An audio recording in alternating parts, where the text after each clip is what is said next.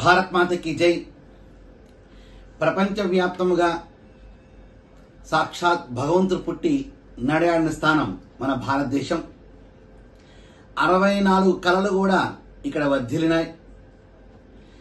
ఇక్కడి నుంచే విశ్వవ్యాప్తముగా మారిన కూచిపూడి, జానపదం, భరతనాట్యం, వీటి మీద ధర్మో రక్షతి రక్షిత ట్రస్ట్ ద్వారా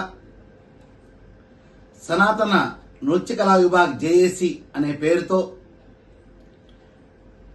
నాట్యాచార్యులు మరియు జడ్జిగా ఆంధ్రప్రదేశ్ రాష్ట్ర పురస్కారాన్ని అందుకున్నటువంటి డాక్టర్ శ్రీనివాసరావు గారి యొక్క అధ్యక్షతన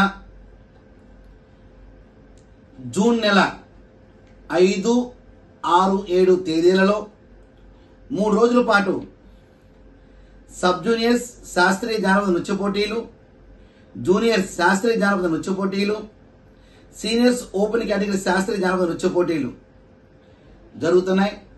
ప్రతిరోజు కూడా అదే రోజు విజేతలకు బహుమతి ఇచ్చేట్లుగా మన కళలను ప్రోత్సహిస్తూ సుమారుగా రోజుకి 80 మంది నృత్యకారులను దాంట్లో పాల్గొనే విధంగా 3 రోజుల్లో 240 మందితో ఈ కార్యక్రమానికి శ్రీకారం చుట్టడం జరిగింది.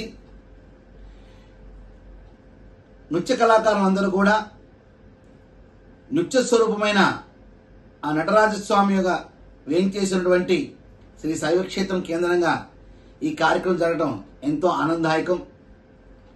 ఇది ఒక పోటీతత్వతో కూడి ఉన్నా కూడా ఆధ్యాత్మిక పరిమాణాలని, ఆధ్యాత్మిక శోభను మరియు చిన్నారులకి పార్వతీ పరమేశ్వర అనుగ్రహం కలిగే విధంగా కూడా ఆలోచన చేయడం జరిగింది. కావున అందరూ ఈ నృత్య పోటీలు విచ్చేయండి, శైవక్షేత్రాన్ని దర్శించండి, పార్వతీ పరమేశ్వర అనుగ్రహాన్ని పొంది చరితార్థులు కండి. శుభం భూయాత్.